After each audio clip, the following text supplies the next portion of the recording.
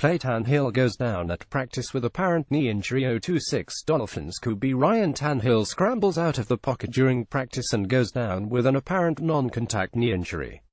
0261054 p.m. If you thought the Baltimore Ravens' public debate over signing Colin Kaepernick was awkward, just imagine what the Miami Dolphins will go through if Ryan Tannehill misses an extended period of time. Tannehill had a scare Thursday after he fell in practice, and the team now fears he will need season-ending surgery, sources told ESPN's Adam Schefter and Jeff Darlington. More people play on ESPN than anywhere else. Join a creator league in the #1 fantasy football game. Sign up for free. Kaepernick could be a good fit for the Dolphins, whose coaching staff has already shown the flexibility required to build around a quarterback with a non-conventional skill set.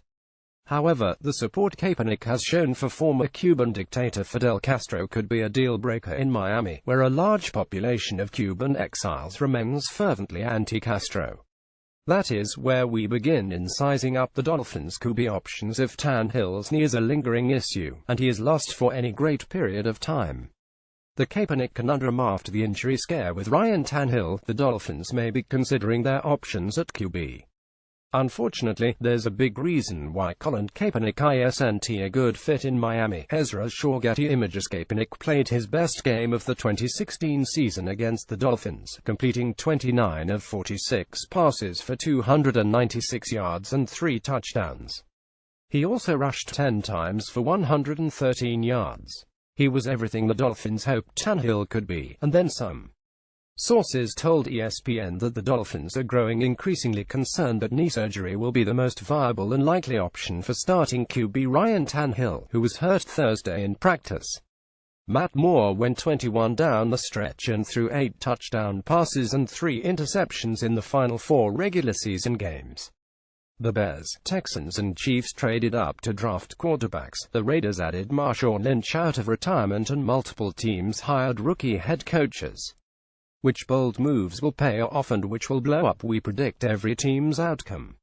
The Kaepernick decision is obviously about more than football.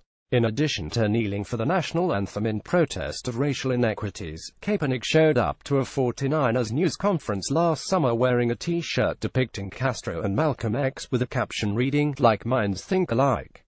Miami Herald columnist Armando Salguero called Kaepernick an unrepentant hypocrite in a column detailing his own escape from Castro's Cuba. Many others in Miami could feel similarly, which could lead the Dolphins away from Kaepernick if Tannehill is lost. When then Miami Marlins manager Ozzie Guillen expressed admiration for Castro in 2012, protest groups organized and the team suspended Guillen for 5 games. Guillen apologized and called his comments the biggest mistake of his life. The Dolphins know this history and know signing Kaepernick could upset fans on multiple fronts.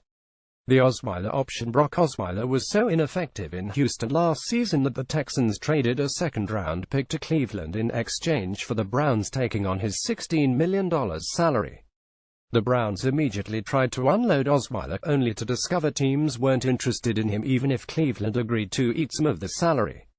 Osweiler was a more promising prospect previously in Denver, where current Dolphins coach Adam Gase was once his offensive coordinator.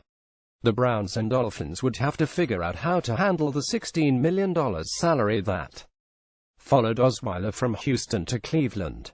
Perhaps the Browns would agree to pay a portion of the money in exchange for a draft choice or whatever else the sides could agree upon as compensation. Osweiler, though toxic around the league at large, would come to the Dolphins already familiar with Gase's system. The credibility Gase has earned among Dolphins players could help him revive Osweiler at least to some degree.